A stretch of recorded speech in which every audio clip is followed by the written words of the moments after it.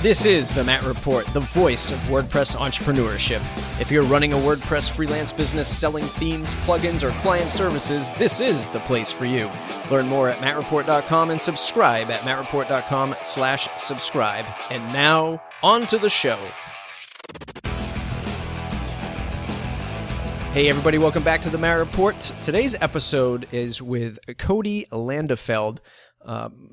Most of you folks know him from CodyL.com, UI and UX sort of team agency, and we're actually going to talk about that today, how he's taking his brand from just CodyL and sort of scaling that up to a bigger agency style, right? Still going to be a small, tight-knit team, but still trying to get away from the personal brand that he's had for so long.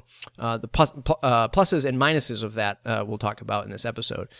Because he focuses on UI and UX specifically, he's not every project is a WordPress project. So we're going to hear his experiences from working, on other platforms. Perhaps it's like a Drupal, or perhaps just a custom application, mobile or desktop, whatever. It's just a different point of view. It's not all about WordPress for him and sort of the projects that he's working on. So it's definitely some good insight from that regard. So definitely stick through the episode. It's definitely an awesome time, and you're going to learn a lot. What's going on in the rest of the Matt Report world? You know the deal. If you like the show and you like what's going on, please share it with your friends. Love for you to join the mailing list, mattreport.com/subscribe. 5-star reviews on iTunes really helps me out and really helps me get more traction and more people finding us and learning more about WordPress entrepreneurs. Best way to support the show is that way. But if you feel the need to throw a little cash my way, which I totally appreciate, which pays for the bandwidth, the storage, the use of SoundCloud, and so on and so forth, mattreport.com/join. Become a pro member. You get exclusive access to some of the special content that I'm producing. And you also get access to a members forum, which is like support for your WordPress business. You have, which plugin do I use? How do I negotiate this contract? What do you think about this headline, that I'm going to be putting out on my new marketing site? You jump into the forums, you ask the questions, we all dive in and answer them with our point of views and our experiences. So definitely check that out, mattreport.com/join. Let's get on with the show. Cody, welcome to the program, sir. Hey, thank you so much. So we ran into each other at Pressnomics out in your neck of the woods last year. That was an amazing event. Before we talk about all that fun stuff about the UI, UX of WordPress and business and building a startup with WordPress, what is the show all about? If you're just tuning in for the very first time, where the heck have you been? It's the #1 WordPress business podcast in the universe. Always have intelligent guests like Cody come on to the show to teach us how they built their WordPress startup or product or theme or plugin, whatever it might be.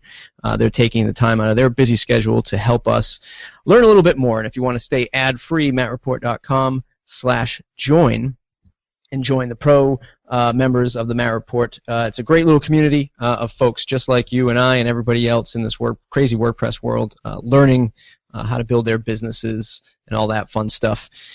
Back to Cody, CEO of CodyL.com, sort of your freelance agency, but you got some other news, and you're also community leader at Gangplank, which I'm also interested to talk about. But give folks the elevator pitch, who you are and what you do.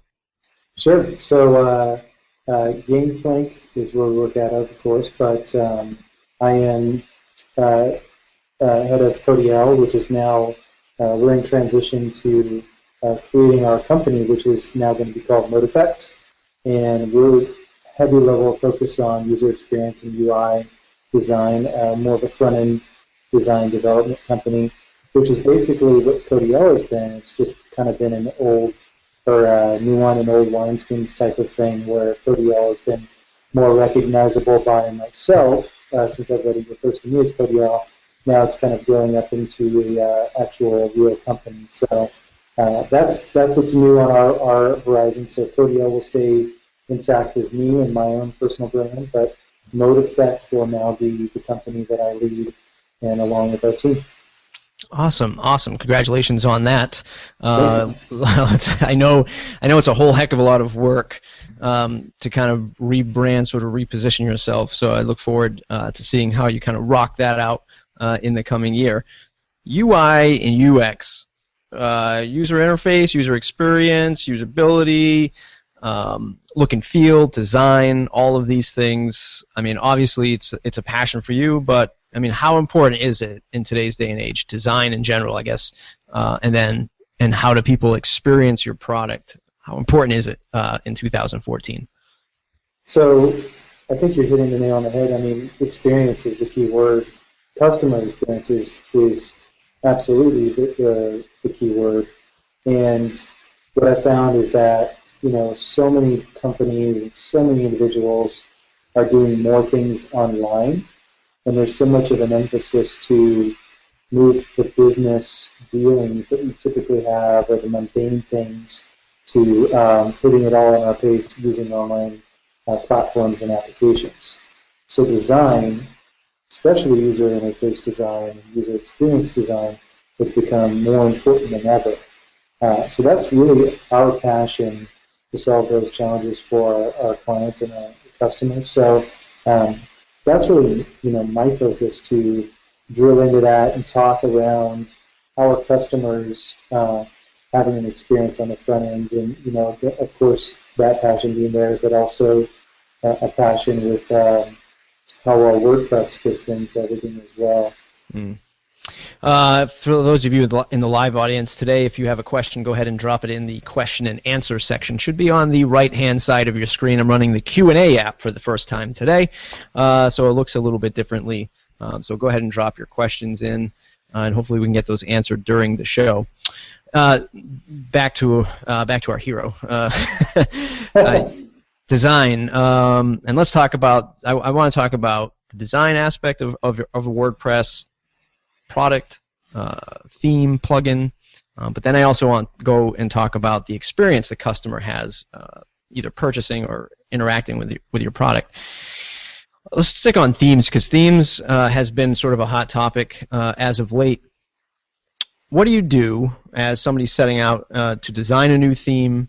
What's your advice to them? Even if they're designing a theme for a client, it's not a theme that they're going to resell.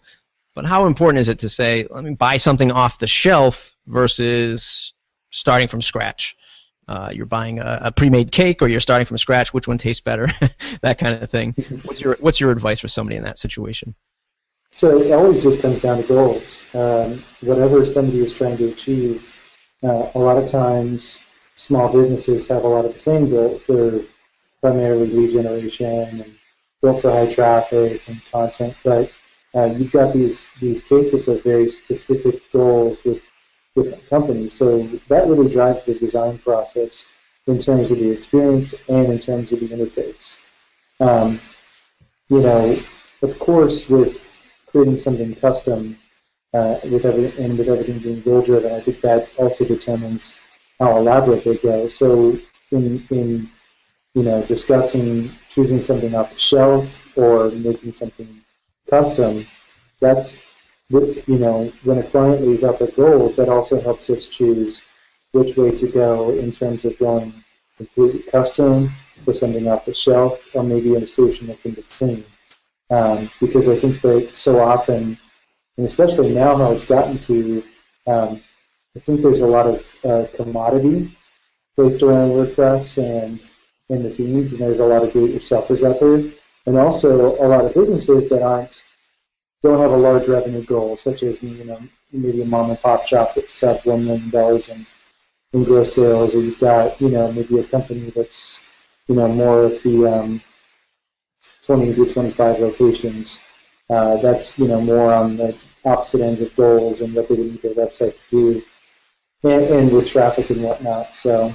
Does that dictate the size client or business that you'll work with, or that your up and coming sort of new company will work with? Like you mentioned, the mom and pops. I mean, if their goal is, hey, I just need a website, maybe something off the shelf will work. But somebody who's really in tune to what their goals are, what size businesses will you work with now for this kind of experience? So we tend to want to work with a company that has some experience. More hungry company that wants to be successful. It's a tough question to answer, because I liken clients to almost like dating.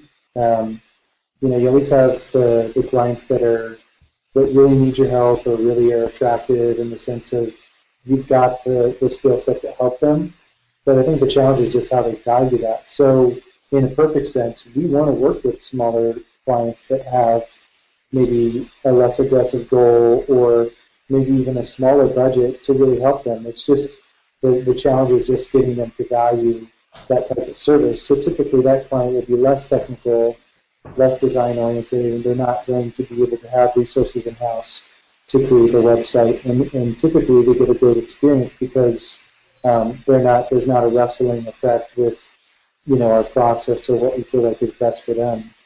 But to answer the question, more straightforward, we are looking to work with some companies that are a little bit further along. We're certainly not a full enterprise company that wants to do business with enterprise folks, but we do want to work with companies that have a decent or somewhat of a marketing budget to review the website and maybe even get on into user paths or redesigning the front end while not necessarily going deep into the back end, whether it is a WordPress site or it's hooked into some different type of web application built with a custom API or something like that.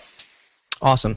You said, I think the word you used was user path. Is that correct? Mm-hmm. Yeah. Can you give folks in the audience a little bit more detail about what that is?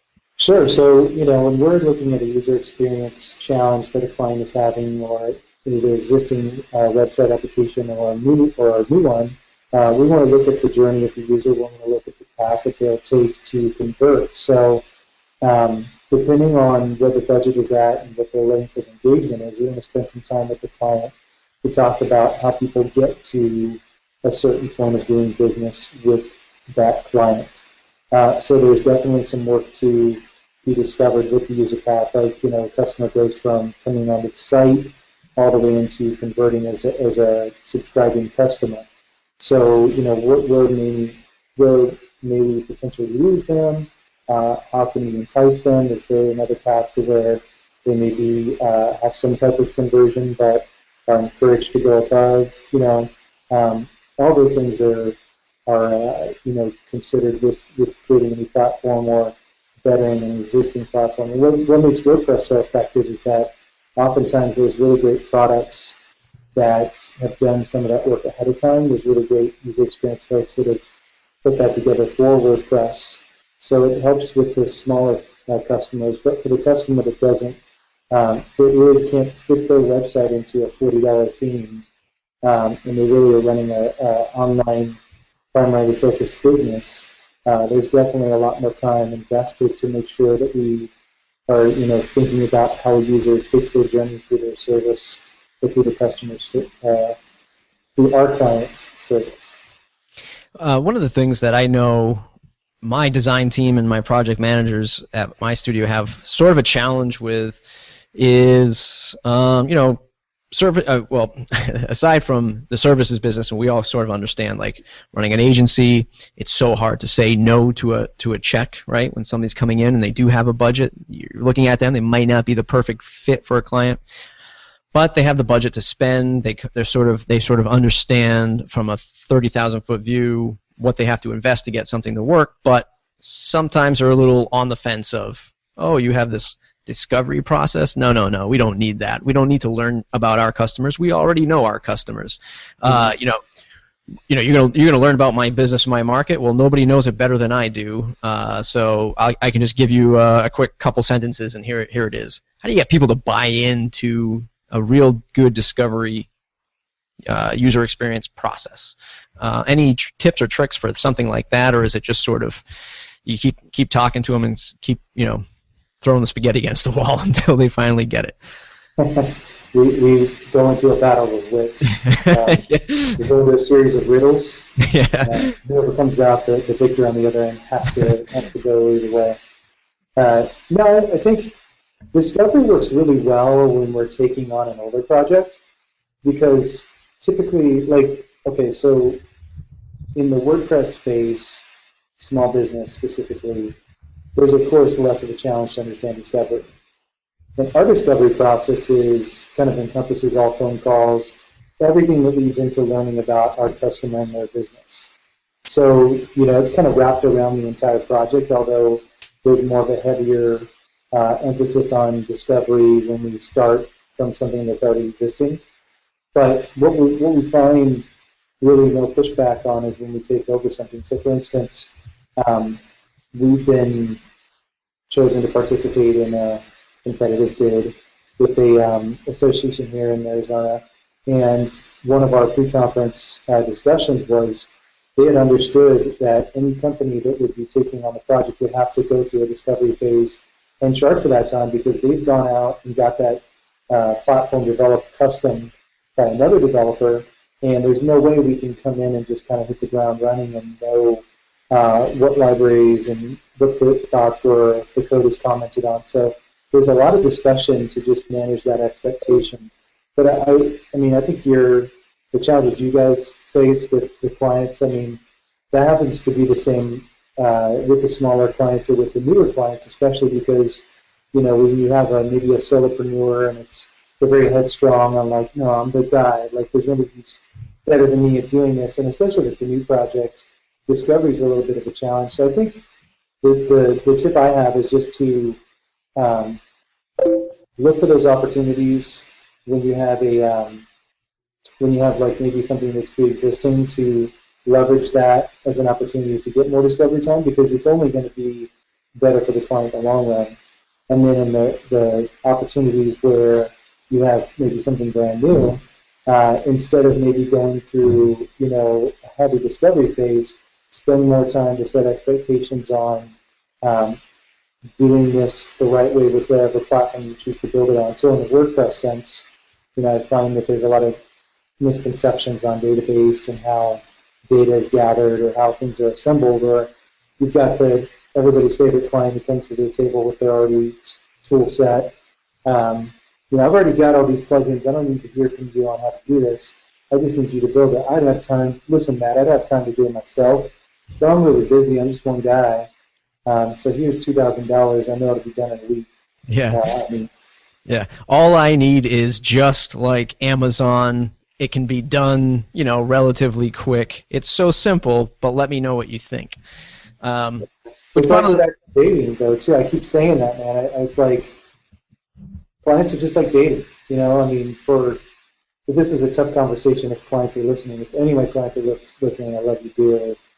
And I know you love your clients dearly. But you keep thinking about that. There's always you're not going to spend time with people who aren't going to value your time or value what you can bring to the table. So it's like we always use those examples as like terrible client interactions, but they just are what they are. I mean, and it's not the client's fault. I mean, I think what you're doing with the Matt Report is awesome. You guys are putting out great information to help clients sort through things, and all we can do is take that educational approach. Sorry, man, I didn't mean to cut you off. That's fine. No, I can run with it. I love it.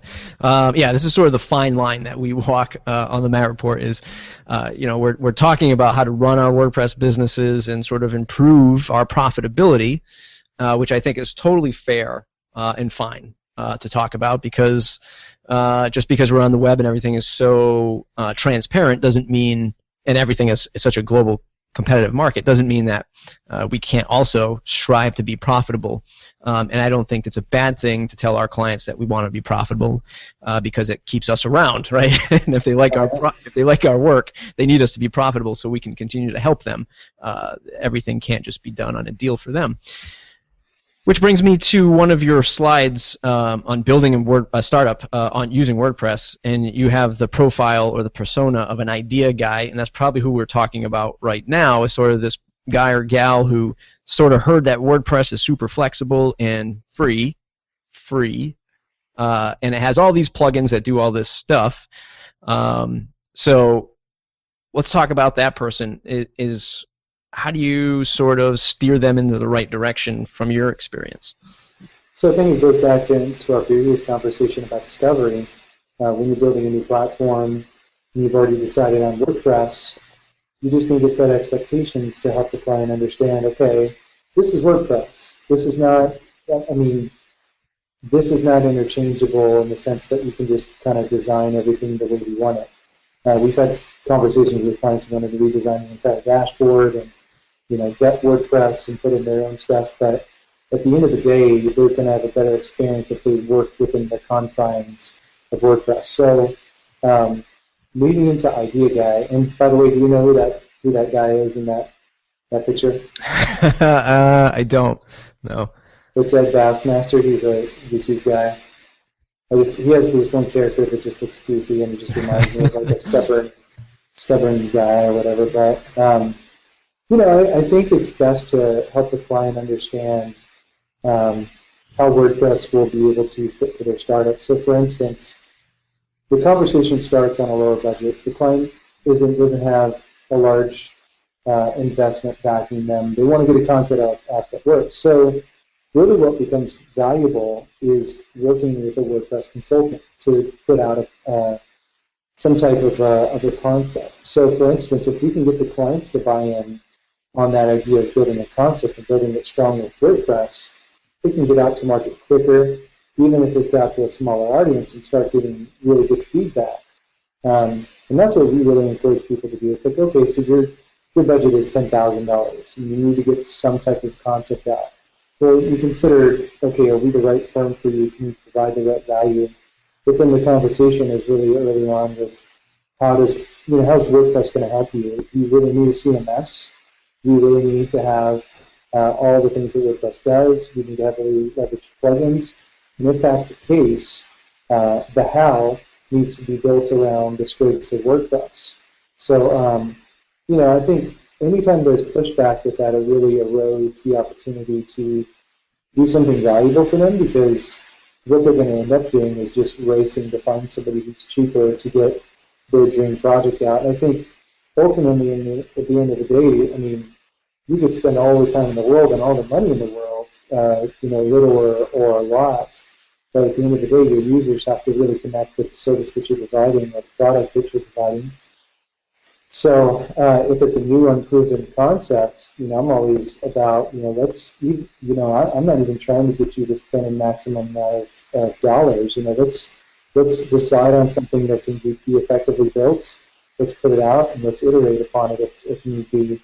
And even if it catches traction and needs to be rebuilt completely custom, it's not like the time you spent in WordPress will be wasted, because you can repurpose some of the design, and you can get some really good feedback from the users, even if you take it into Python or take it into Ruby application or something like that. I mean, who knows? But it's good to look at WordPress as that tool when there's a cost-conscious project. But I'm finding in a couple of cases with the projects we've done that are not WordPress related, they don't even need a content management system.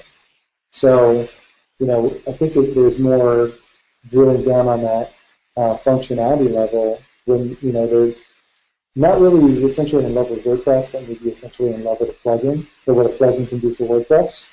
So sometimes it may be even more cost effective to take them off that path of WordPress. I know I said maybe it's not really on a WordPress. Listen, folks, don't start closing your browsers just because Cody recommended that. There might be something other than WordPress out there.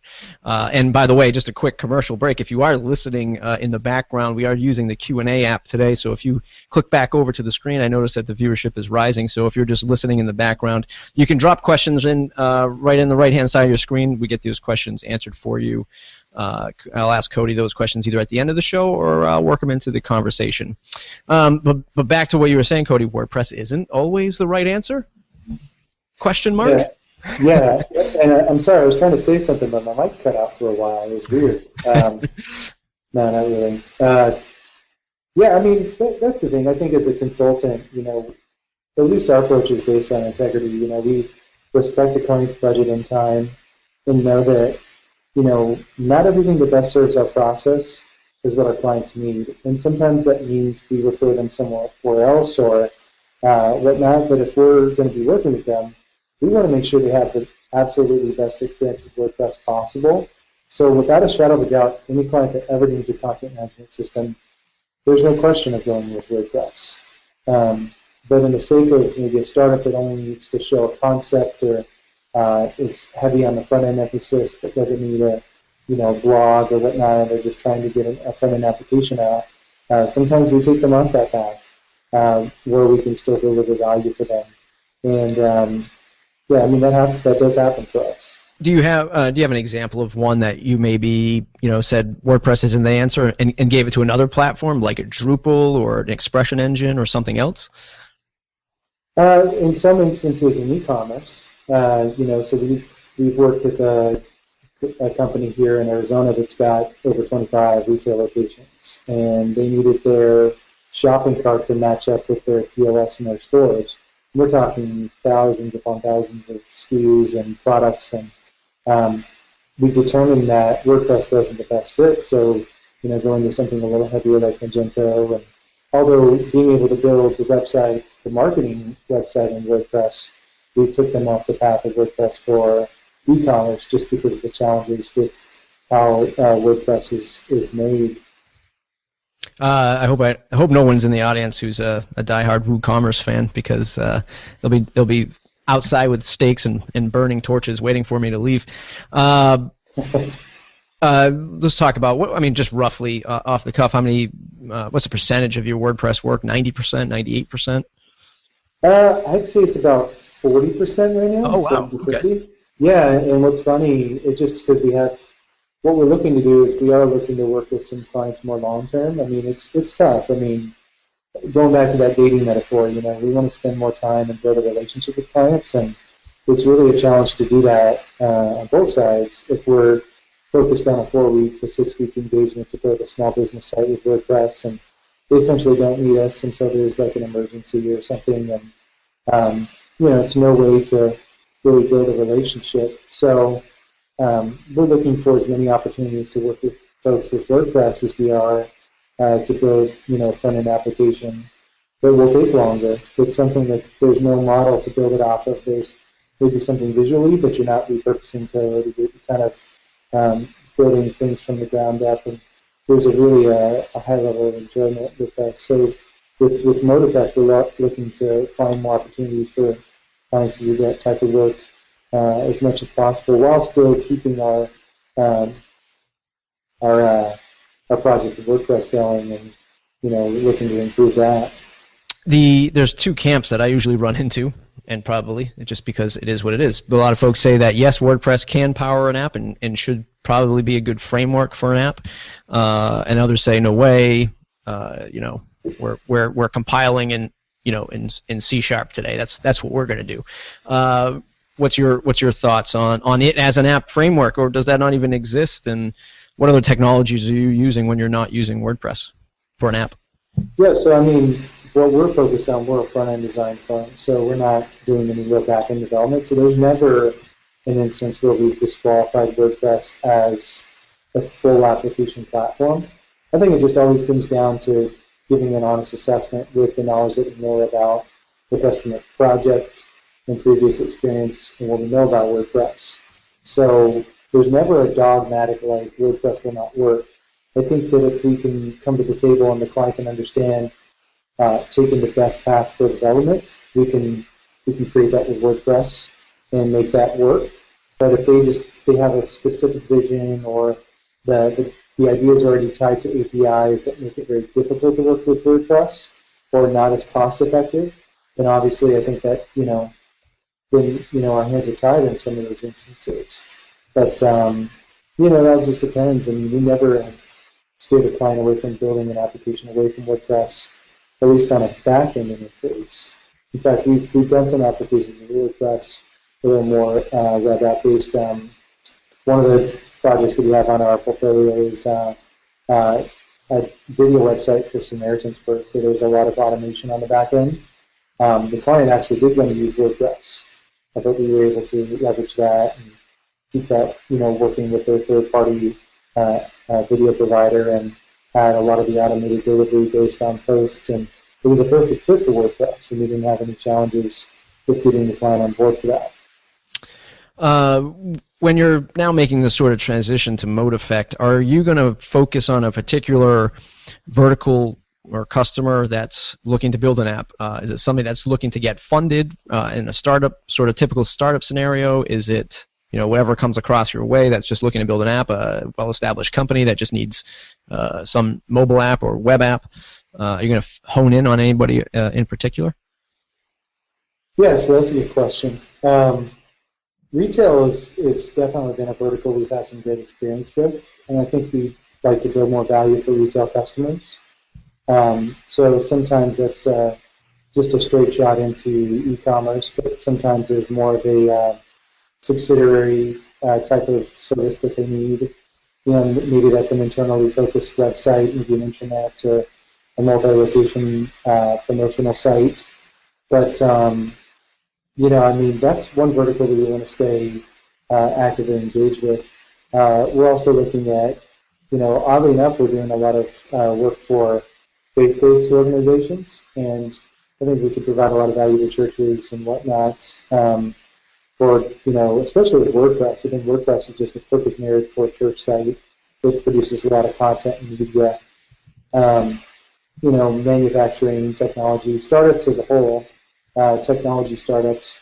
There's a lot of opportunity to engage with them more on the concept base, because we're never going to. I can't say never, but for the immediate future, we're just not going to be the best fit to try to bring the application beyond, like the mobile app, the back-end development all in-house. It's all going to be focused around the front end. So we're happy to play the part of maybe building the front-end engagement out to get funding, maybe in a shorter sprint of a 2-3 month, where we're pretty, all in on developments and able to take it out. Even if there is an end to that relationship, I think that's a good place for us to be in, because at the end of the day, we have to be honest with ourselves and what we do best. I don't have 4 back-end developers ranking away in our office. It would be helpful to have a client do that with us if we can't deliver that, 100%. I want to push back just a little bit on the using WordPress as sort of a concept to position yourself, position your startup, your idea to somebody, your concept, without having to do all the sort of investment, like you said, back end, and even maybe some of the front end experience stuff. And maybe you can tell me where folks should draw the line of when they should use it as like this very core MVP positioning, and then when they should invest, like you're recommending, in some good UI UX. Example. Idea guy. Oh, sorry. I was going to set the stage, but I think you maybe already know where I'm going. I'm too eager, man. I just figured that I'll do it real quick. So I figured that the idea guy comes along. He's got the idea.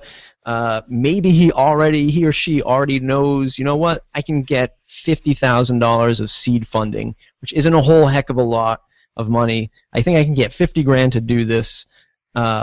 They could take a theme. They could move some widgets around. They could put a contact form. They could maybe use a membership system just to show a simple login process, just to prove the concept, without any kind of real upfront investment on design.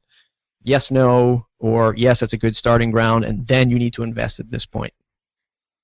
Yeah, so I think as far as technical functionality, that could be the length of where they need to go and then spend their money on the front end.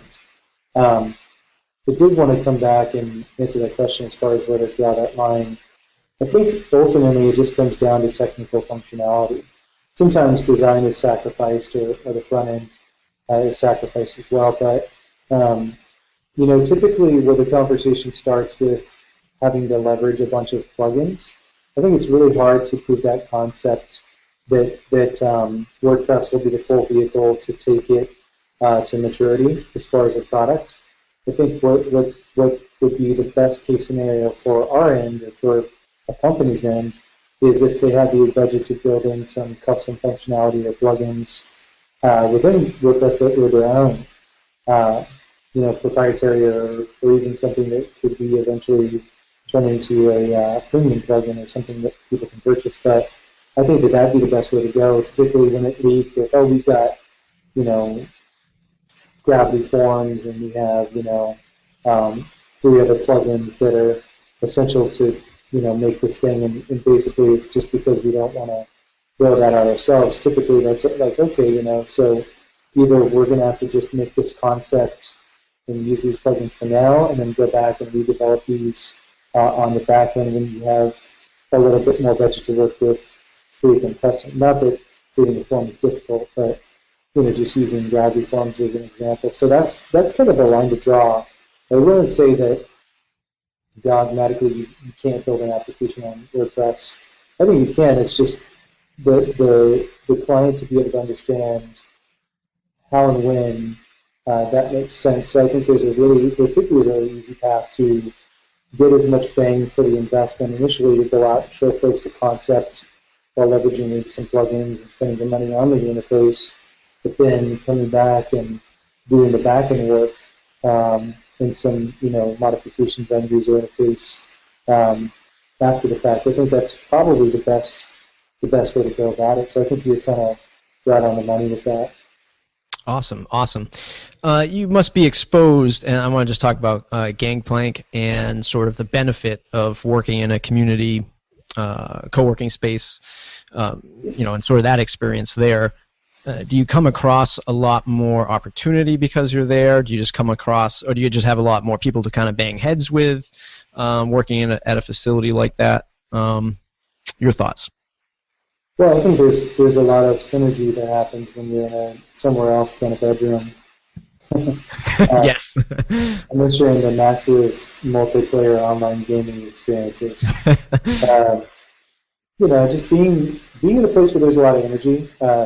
Gangplank has graduated some really amazing startups and has incubated some really great companies. So the draw from being in a place that is used to dealing with companies like ours and like theirs, there's a real attraction to that, but just mostly around people. So, we're kind of in an area where we can grow our company, we can incubate our company here, and we can grow it to a level where we can bring some more folks in and expand as we need without the huge financial burdens of going out and getting an office space or tearing down walls and building more construction based on growing our team. So that's some of the added value for Gangplank. There's definitely a focus here in Arizona from the entrepreneurship level of seeing companies out of Gangplank. Although in our location, it's not really.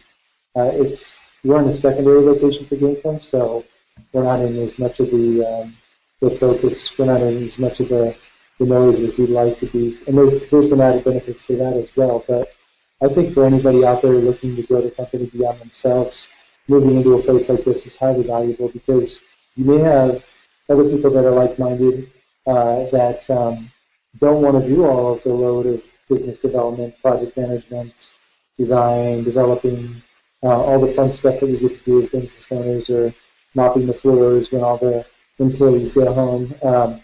There's some benefits to sharing that load, and there's been a lot of companies that have been formed out of maybe solopreneurs coming together and saying, we really want to build something bigger than ourselves. And, getting an opportunity to work out of a place like Gangplank is highly valuable for that.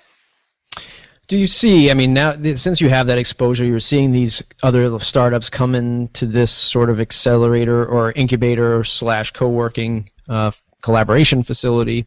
2 weeks ago, I had co-schedule back on the show, Garrett Moon, for a second appearance because he just secured $500,000 in angel investment for his co-schedule plugin. Matt from Matt Mullenweg announced another $160 million investment today to bring the valuation just north of $1 billion. What do you see for the future of WordPress startups and entrepreneurs? Is it finally catching up? Is it still going to be a slower, steady path? What do you see from your seat? Well, I think the uninitiated folks are coming around slowly to WordPress.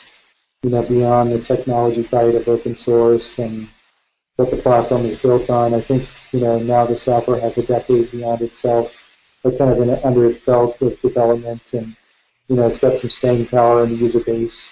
I think when you have that recipe with technology, where there's a user base and there's a long track record of development, it makes investors a little bit more, or I should say, less gun shy to put some resources behind that. And I think that you're going to probably see more and more of that. WordPress definitely is having its day currently, but I think the party's still going to kind of go on here. I don't see that there's no real competitor in that space that seems like it's apples for apples comparison on taking WordPress out. So I think we're going to see this trend continue and get better. Case in point with a lot of e-commerce or I should say, I'm sorry, a lot of enterprise folks coming on board with really taking a good look at WordPress. There's so many different examples of companies that are investing heavily in it, and I think you're going to see that trend continue. But although, again, the uninitiated are always slower to react in that sense. So I think, those examples of Garrett Moon and Matt Mullenweg, I think that's just two other steps two other chapters in a story that's still yet to be finished. It's awesome. I mean, I know my audience is definitely excited for what's to come. I know I am as well. Let's talk about back to just UI UX real quick. What is it? Is there anything that WordPress could do better visually, design-wise, from your point of view, either in the admin or in the content creation area? What is it about the UI or UX that WordPress can improve upon? So I think that it depends for the user. So there's so many segmented cases that I've found myself like saying, this is where the UX should be better, this is where the UI should be better. I think that focused around somebody who's creating content, I think they're doing as best of a job as they know how to put that together. Where the challenges happen is the extendability of WordPress. So for instance, how WooCommerce is built, or how a lot of plugins are built when they're building on top of what's already there existing in the publishing or the post engine. I think that's where we see the challenges on user experience. So you'll see like an area on the right-hand side of the post area moved way down and moved up, and the end users don't always understand where to go with that, or how much plugins and whatnot can bloat things. So that's no easy challenge to solve. I don't think it's as easy as describing, well, let's just do it this way. I think that there's definitely a lot of thought with how that could be solved, and I think it just comes down to users. I think at some point we could see a flavor of WordPress come out that's more based towards the user. It's got more of the commodity type product, maybe with the Mark Jacobs of the world are creating, like with that front end editor. I see that fitting into like a core version of a user based WordPress product, and then maybe more of a developer, more of a halfway between user developer flavor of WordPress. Kind of like, have you broken your phone ever? Yes. You see that process? They ask you if you're a user or if you're a developer, and they obviously give you more and more control to do what you need to do. And we think that it would be great, just like WordPress has a multi-site component, maybe creating different ways where we can shape WordPress for our applications and whatnot from the standpoint of the back end. And I think that's really the only universal answer I would give, because it just tends to get a little messy when you're combining plugins or you're doing different things in the back end. But even then, that constraint, again, I mean, you can find an argument to keep everything in there, Do you ever envision there being like two separate packages that folks have to download, a beginner and an advanced, and the advanced just has more libraries and options and things like that? I think so, or just the ability to plug that stuff in. I mean, that would also help the development community of WordPress as a whole, because sometimes I get a little concerned. I feel like we're supporting folks that are putting out commoditized tools to help people get out and online fast, and that's great, and that's not necessarily our user, but are we cannibalizing all of the people that really could invest in good plugin? Are we confusing people that would invest in good website development if in fact we had two different types of flavors for them? I mean, I don't know what the right answer is, but I do wonder, and some of that with how much of an emphasis we're creating WordPress to be usable, it's as good as it is. It's only good in the sense of it being more usable, but creating more and more things to make it easier for just focused on the less technology savvy person. I do wonder if we're sometimes running a risk of cannibalizing the development community. I don't know. I think that sometimes, Yeah. Yeah, it is going to be interesting to see where all this stuff goes, especially with sort of all these contributed plugins to the interface, what gets adopted, what doesn't, what shouldn't get adopted and should still remain on its own because of the innovation that maybe a particular team has around a plugin or a way that the plugin operates on WordPress. Now that you're going to be sort of, I don't want to use the word pivot unless you think so, you're sort of changing maybe the direction and rebranding of the company. If you could step back in time, is there one thing you would sort of redo if you had a chance to, now that you've learned all you've learned? I think it would just be having more of an emphasis on service. What I find has been the challenge for me, just like a lot of solopreneurs out there or smaller companies, is that we're really great at what we do, but the service level of what we do that every business has to have is not really ready for prime time. So if we could start with, I was just watching a Steve Jobs video back when he came back to Apple, and somebody was basically disagreeing with the statement he said, but his answer was, he got down to saying, we start with the customer experience first and work our way backwards with technology. I think so many often, even in the WordPress community, we're leading the technology. Don't you understand what I can do for you? All those things, and a lot of times the customer will only be loyal and responsive to the level of service that they get, and they can really have a great experience with you.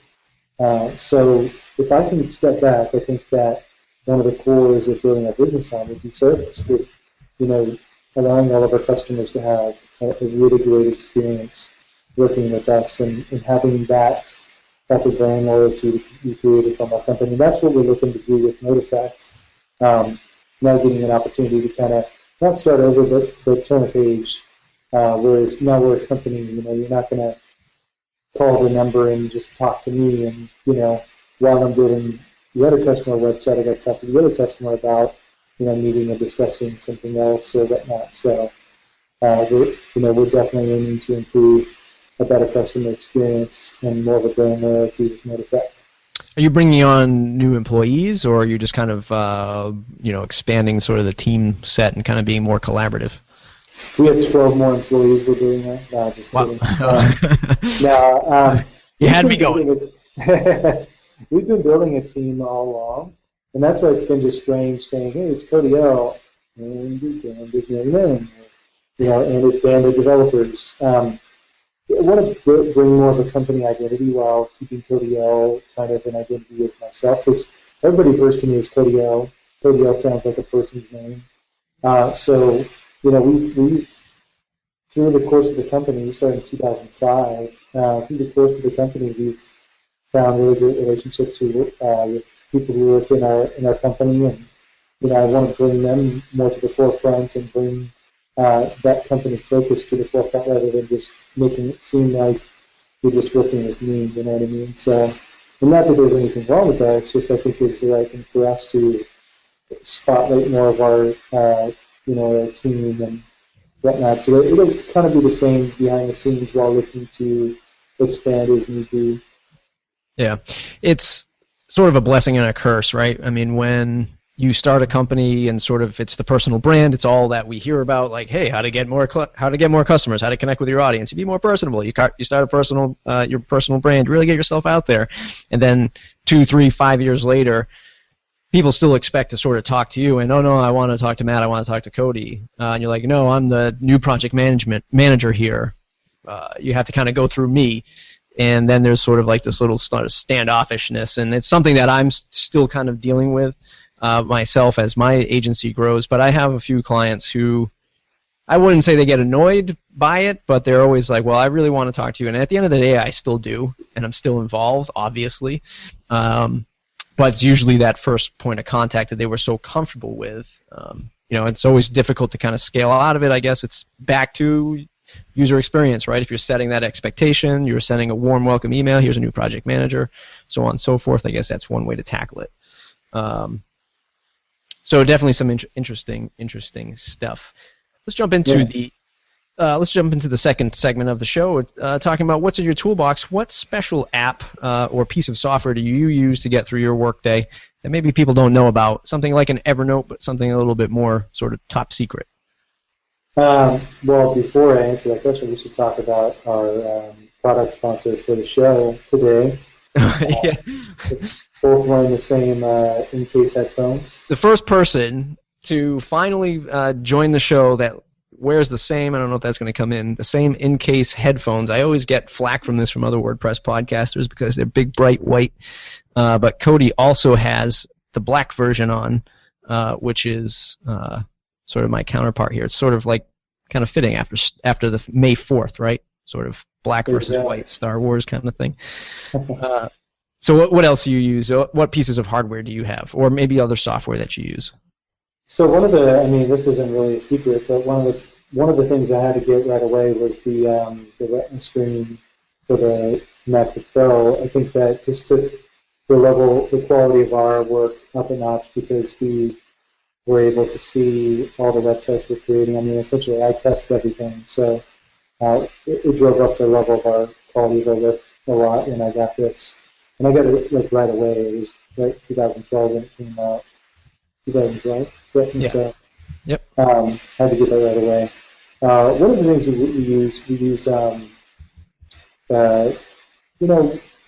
always using new text-based editors, but we use Transmit a lot for our FTP. We're using GitHub for all of our stuff, but Transmit's been great in conjunction with Dropbox. So based on client permissions and whatnot, I can give and take access from developers by saving droplets into a Dropbox folder, and essentially they just run the folder, open the droplet, and they can do whatever they need to.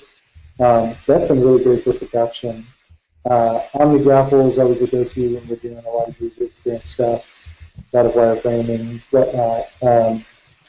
We're looking at products like Sketch. I see a lot of folks starting to use Sketch for doing a lot of their image stuff, and so much of what we do is kind of eliminating a lot of those heavy lifting programs like Photoshop. I mean, I'm still a creature of habit to go into Photoshop, but we use Pixelmator for a lot of stuff. Our designer primarily uses Pixelmator in a lot of instances. So I think we're not really unique in the sense of what we do. I mean, we utilize a lot of stuff with Dropbox still, a lot of stuff that we share, and we look to keep our client stuff under wraps as much as possible. I'm trying to think of something that's really unique. So we use Slack for our company communication. Yeah, I just listened to the founder on This Week in Startups. Yeah, did you see he was the guy who created Flickr? Yes. Yep. That's kind of cool. Yeah, that was an amazing story. Yeah, I always love like when somebody who's been really successful with a product comes out with a new product. I always feel like that's a lot of times that will help you get over the hump of just trying something, but that's not always the case. I know the guys from Twitter put out that one app that kind of bombed. It was the question asking app. I forget what it was. Yep, I know exactly what was it called? Yeah, I can't remember, but I remember it coming out, and it was supposed to be awesome. Yeah, it didn't work out so well, I think. That's what happens in this wonderful world of startups. Let's jump into the lightning round, ask you a series of quick questions, and you'll have a series of quick answers. What is the one plugin you cannot live without? Gravity Forms. What is your favorite WordPress business book? WordPress or business book? My favorite WordPress or business book? Or a business book. Oh, the email. Yeah, that is a good one. That's one of the ones that people would always recommend on the show, and I was just like, I don't want to read this, like, judging a book by its cover. I'm like, no, this isn't for me. And then I read it. I'm like, oh, my God, I should have been reading this eons ago. What's a quote that you live or run your business by?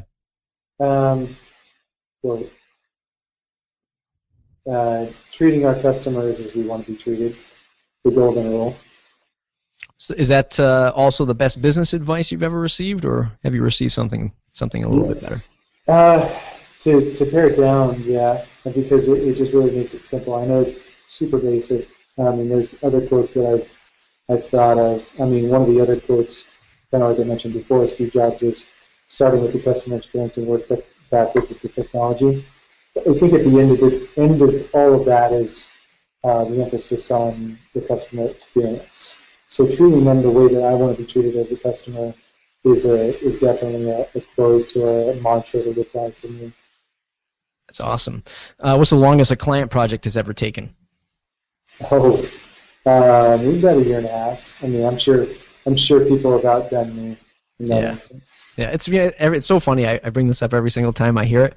But when I ask that question, anybody who's into design, they laugh, right? And they get sort of a bit of a snicker because they understand. But developers, they never have that. They're just like, whatever, 2 years. Straight face, like they don't, for whatever reason, don't feel the same pain points, I guess, as a designer would. It's kind of weird, kind of an interesting thing I've kind of figured out. If you had to switch to another CMS, what would it be?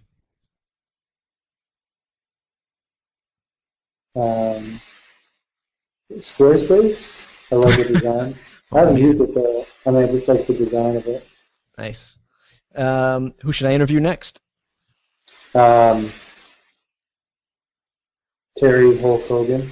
I wonder what he knows about WordPress.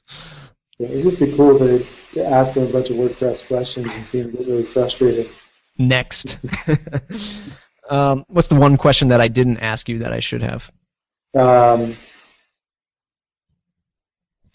don't know. I don't think anything. I'm as prideful as I am. I don't really like to talk about myself, and that's also because of pride, I'm sure. But I don't know. I mean, I think we covered a broad range of topics. So yeah.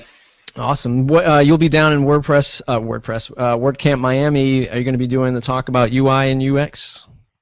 Yeah, I'm going to do the future of UX. It's kind of more of a philosophical talk, but I think it's an important thing to be putting ourselves, as designers and developers to think about, because how the experience people have with things and using things is so big. So yeah, awesome. I'll be there. What time is that going down so folks can join that? I think it's right before lunch. Nice. Yeah, I kicked off the conference last year. Nice. Were you there in Miami last year? I was not. Miami, this will be my first trip to WordCamp Miami. Oh, cool. Yeah, it's a great WordCamp. So. Yeah, I'm looking forward to it. Doing the podcast roundtable on Saturday and then closing out the show on Sunday for the business track. So that should be fun. Cody, where can folks find you on the web to say thanks? You can go to CodyL.com and go to modeeffect.com as well, just to keep your eyes out for our upcoming launch. But CodyL.com is the place to go and see our work and get in touch with us. And anybody looking for a job? I'm assuming it's Cody at CodyL.com. CodyL at CodyL.com, yes. Sweet. There you go, everybody. If you're looking for a job in the new business, he's hiring 12 people. You heard it first. Looking to grow out that staff as fast as possible. Yeah, so we got to have the clients. So let's have the clients come in, and then we'll hire the 12 people shortly thereafter. That's perfect. Perfect recipe. Well, everybody listening still in the live show, thanks very much. Thanks for tuning in. MattReport.com, MattReport.com/subscribe. Join the mailing list. If you want to support the show, the best way to do it is tell your friends, folks, and family. If not, if you want to join a pack of awesome WordPress entrepreneurs, it's MattReport.com/join. Private community over at Matt Report where we do monthly calls much like this, but just for the community, private forums and all that fun stuff. Check it out, MattReport.com/join. Thanks, everybody.